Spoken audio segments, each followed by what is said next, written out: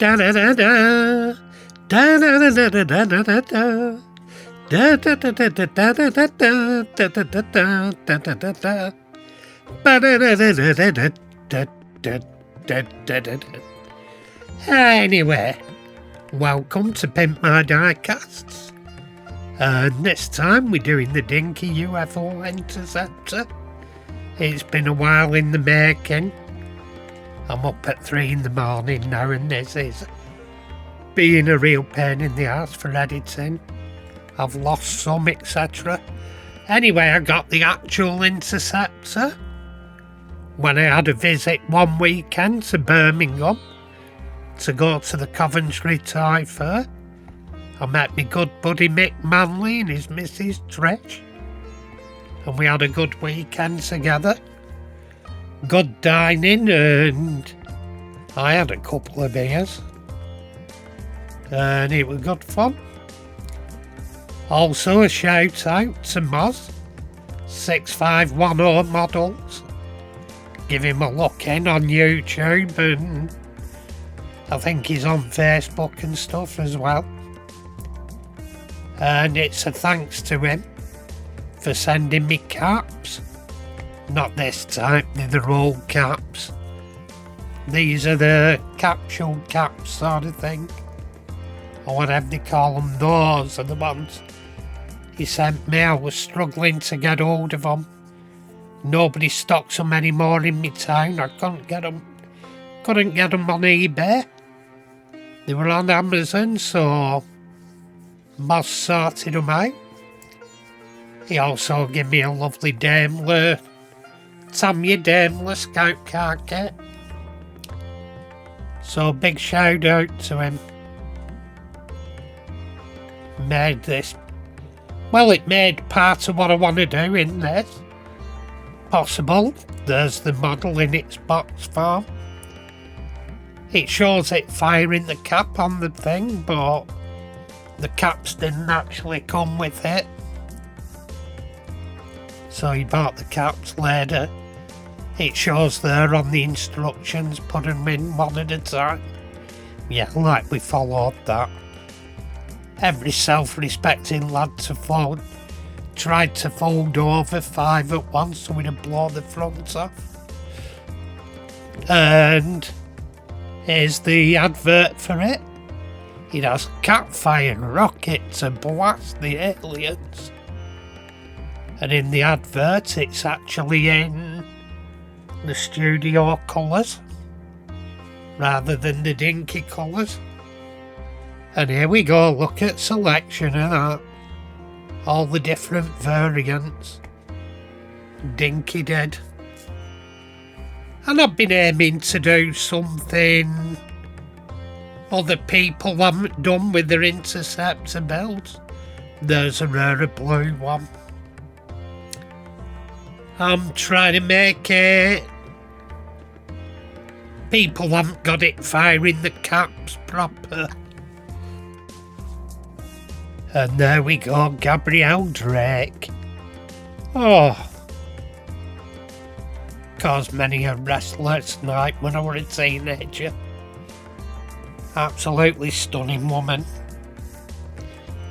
She later went on to star in Crossroad alongside Benny Miss Diane. She was never dressed like that in Crossroads though. And what was it with these space outfits? It was either latex from a weird shop or baker foil. And this girl were Aisha, or Aisha, however you say it, Aisha Bruff. And she was a songstress back in the day, the late 60s, early 70s. And she went on to have her own show called Lift Off on Kids TV. And there she is in the purple wig when she did a stint on Moonbase. Very pretty girl. A pretty older woman, if I'm honest. Still looks dashed good. Anyway, where were they going with some of the outfits? The bloke's outfits and the woman's, to be fair, there. They look like a mixture between a Brian Islands catalogue and Ramsey Nesbitt. If you're British and of a certain age, you know who Brian Islands are. A sort of example there. That's jockey sport. Brian Islands for very similar stuff. And if you don't know who Ramsey Nesbitt is, look him up as well. He was the hunk that made the string vest sexy. Anyway, here we go. This is where I'm starting. I got a S.H.A.D.O Interceptor for 20 quid, price tags on there. It was all in one piece, nothing broke on it. Just paint scuffs and age wear, and it's a pretty good survivor is what I'm saying. It looks well. It just needed a little help. A little bit of makeup and a crutch here and there. Like we all do as we're getting older. And anyway, here we are taking the base off. Stripping it down. Take the price tag off. And there we go, base coming off.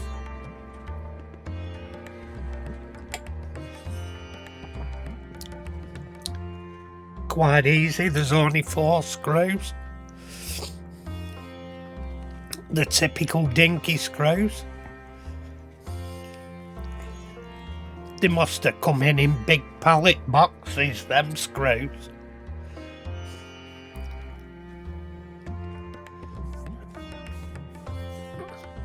Just take an handful out and take them to your workstation. And here we are. Taking off the actual firing mechanism cover. Once you do that, all the bits drop out. You've got a trigger and a spring. There we go. Both have fell out. There's the trigger. And the trigger has its own spring on it. There's the nose ring and gold trim out. And here I'm just cutting off the rivet. Flattening it down. You can drill it, etc. I decided to do it that way. No particular way it's done. And there we go, just cutting that off again.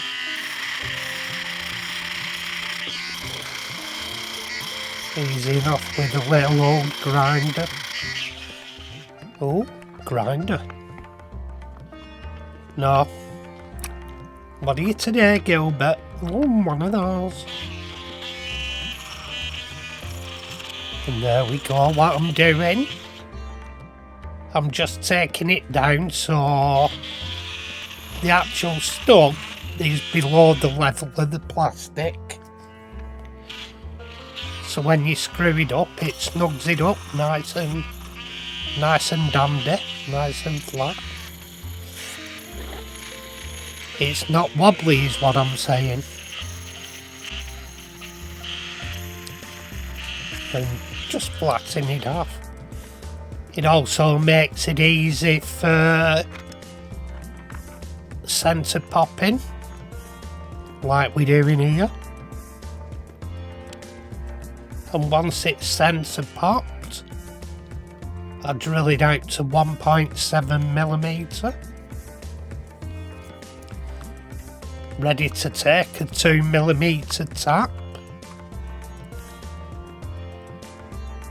Some people use 1.5, but I'd strongly recommend 1.7mm drill bit, and then your 2mm screw. 1.5's just that bit harder and you're more likely to snap a tap.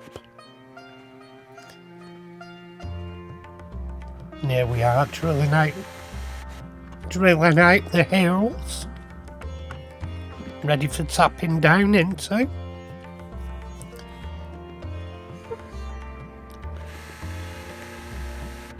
And for this one I used longer screws than I normally use.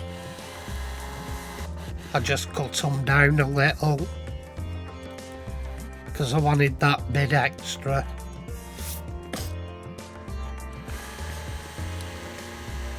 Because normally screws they just holding a base on, but this it's holding the legs on and the landing gear. And there I am, I've greased up the tap and tapping into it. Tapping the threads in, ready for the screws. Although at 1.7mm, to be fair, you could use the M2 screws like self-tappers. They'd go in at 1.7 drill, and if you screwed M2 screws in, they'd go in. Just makes it easier if you tap it. Even if you just tap the first few threads, so you can use them as self-tappers. But there we go, test fit. Lovely. Lovely jubbly work, lovely jubbly. You can also drill it and use rivets. You can either super glue the rivets in, or you can also get rivets that are an interference fit that you hammer, and they have like a twist knurling on them that when you hammer the rivet in it spins round as well. Makes them fairly rigid. But I just over-engineered it a bit. It works is what I'm saying. Anyway, here we're doing the caustic bath of doom, where we chuck the caustic in and let it do its job. It's pretty much eating it.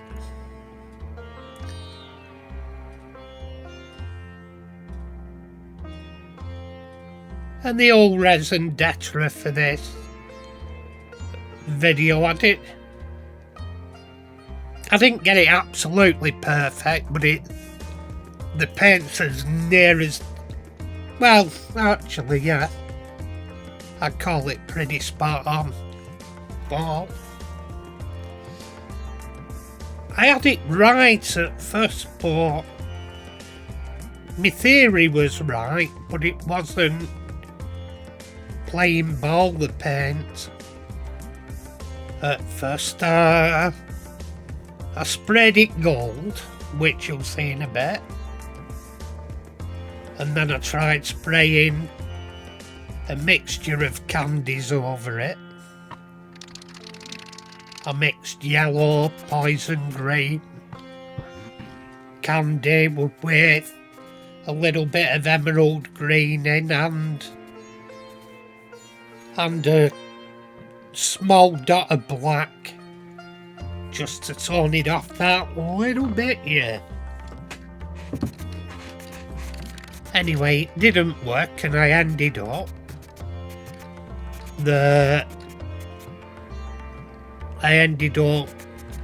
mixing the candies into the actual gold. and spraying it, and that went on much better. You'll see. Hopefully, if it hasn't been lost with all the messing about. But here I'm priming matte black.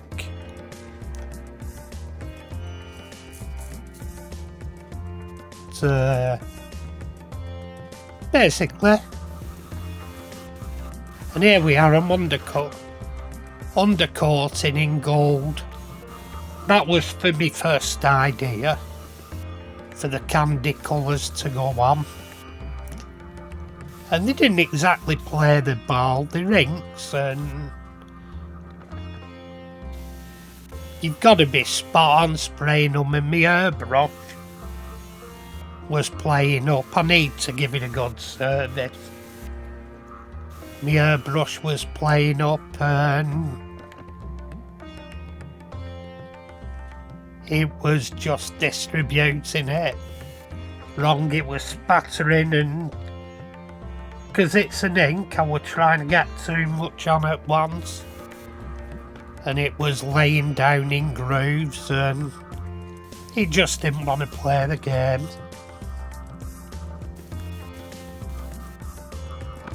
So I ended up using my candy colours, but I threw them into the gold paint. And here you can see I'm laying on to get the colour. The colour actually is a hell of a lot of yellow, a little bit of poison green, a little bit of emerald green, and a spot of black, and it's starting to come up there.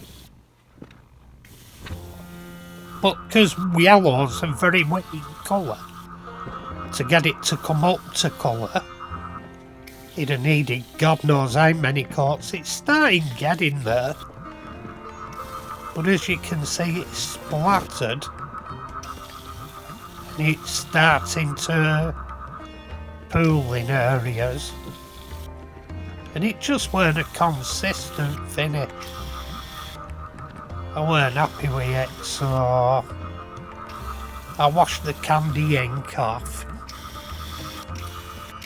and then just mixed, as I've said, I mixed the candies into the gold paint and give it another coat of the gold paint, but with the candies.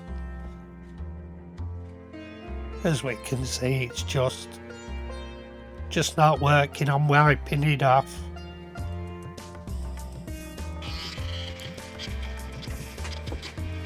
And here I'm polishing the window with silver water. So Heavens defend, I got a good window, which was an excellent bonus. Happy days.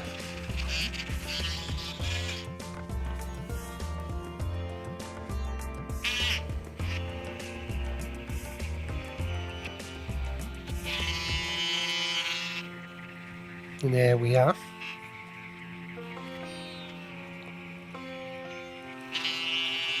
Polishing it up. I've concentrated so much on this video. I made it a long one. I don't think I'll make this long one again. I'm polishing the nose cone up here with silver water salt.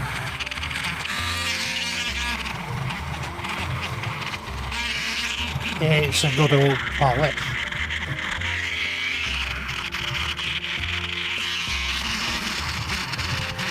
Yeah, just Tuesday, starting getting tired now, 4 in the morning. Happy days. The things you do for YouTube. But yeah, here we go.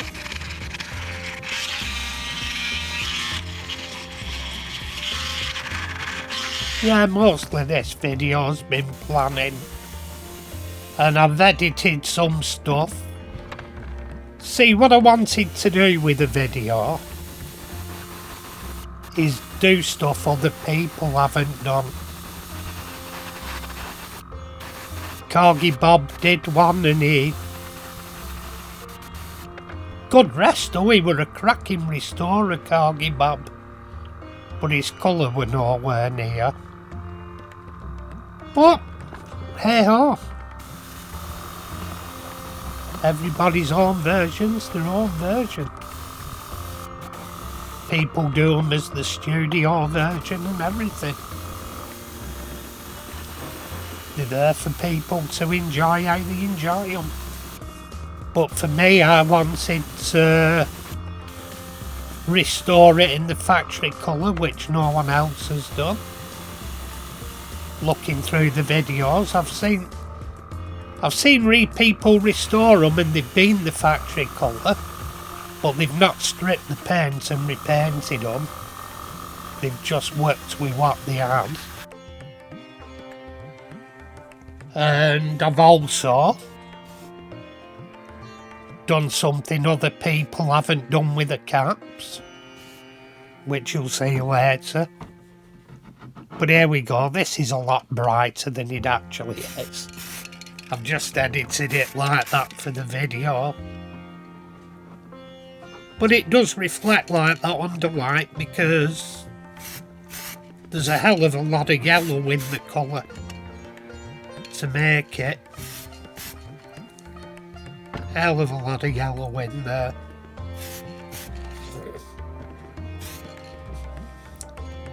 Well, that's getting lacquered there.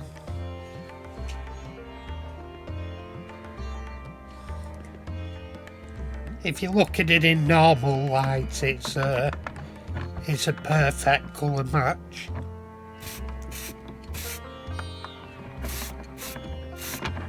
It's a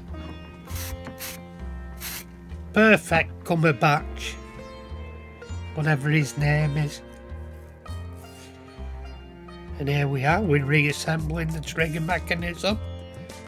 The spring's in. Press it down, work it out, get it down. Get the trigger. Put the trigger in. Putting bits of grease in so it's a nice and slick mechanism.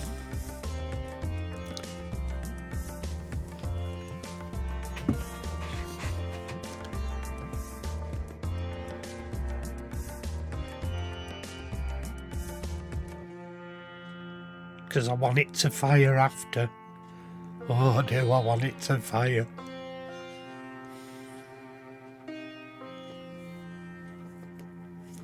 And there we go. Sorting the trigger out.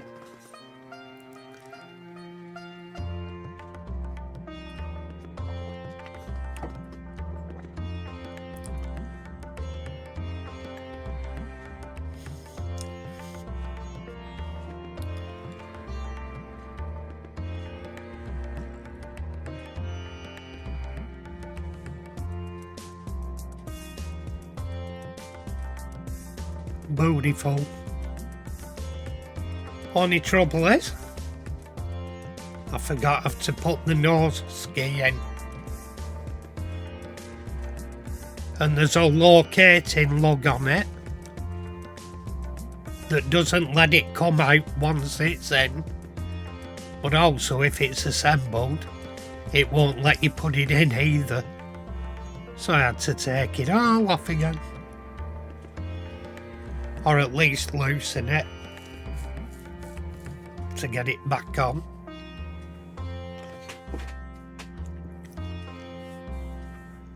There we are. Tighten up the screws again.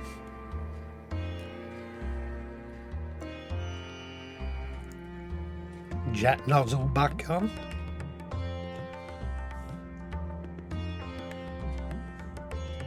Put the base and top back together.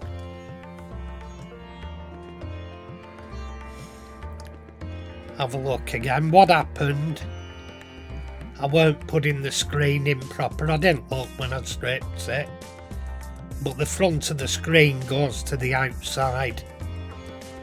It just doesn't lie and you have to put the front in first and then clip the screen in.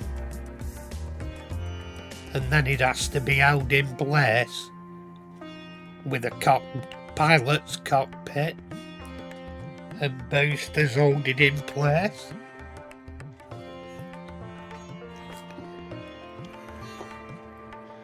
There we are, we've done it right this time. Try putting it back together again, goes back together flush. And the screws can go in.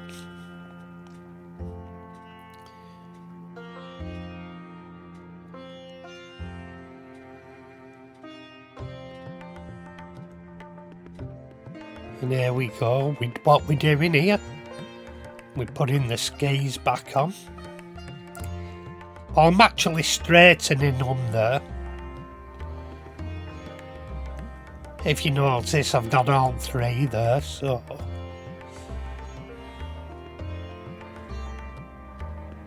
And I'm putting the stickers on.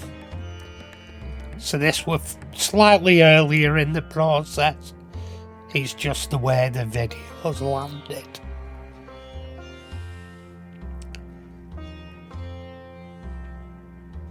It's been a bit of a pain, this one. I had to come out and back in before, and it didn't save the video proper, it lost bits. Then because they'd been edited trying to put them together, lost them again. Anyway, here's where we started. A beat up, battered and down S.H.A.D.O. Dinky S.H.A.D.O Interceptor. And she's looking battered. She's all there and in good shape, but she's definitely battered. But when you get these things, you don't see it as it is, you see the potential. And it had potential is what I'm saying. The potential was definitely there. And here we go. Here's the finished item, looking very, very purdy. And I've got a little bit of a special thing for you at the end that nobody else has done with it. People have fired caps, but they didn't capture the fun you had with them as kids. You didn't really even hear them. Or they've just fired the rocket without the caps mostly.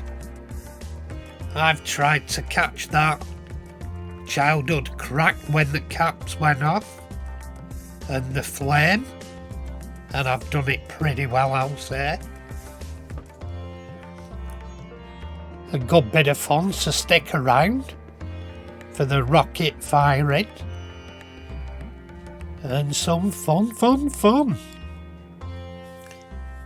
Because yeah, he was a good model, good series, enjoyable. But I'm happy with it, it looks nice, beautiful one. I've wanted one for years. I've wanted to restore one for years. Finally got a good one, and I've got a good video out of it. I'm pleased with the colour, I pretty much nailed the factory colour. Anyway, here we go. Bit of fun as they were intended. There we are, we've got a bit of a smoke, but you ain't seen nothing yet. There we go. Here we go again. That one's still on fire under the backdrop. There we go.